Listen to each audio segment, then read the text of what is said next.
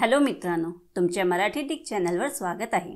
मी तुम्हाला मराठी डिक चॅनलवर रोज नवीन इंग्रजी शब्द शिकवणार। तर चला समय नष्ट न करता आजच्या व्हिडिओमध्ये शिकूया इंग्रजी शब्द। डिस्टिंग्विश। डिस्टिंग्विशचा मराठीत अर्थ फरक करणे किंवा जाणणे, भेद करणे, वैशिष्ट्य असणे, ओळखणे, नावलौकिक मिळवणे, विशेष प्रावीण्य दाखवणे किंवा उत्तम कामगिरी करणे होत आहे। डिस्टिंग्विशला आपण वाक्यात प्रयोग करून बघूया। पहिला वाक्य आहे I can distinguish them at a distance। दुसरा वाक्य आहे We can distinguish between gold and silver। तिसरा वाक्य आहे Can you distinguish right from wrong?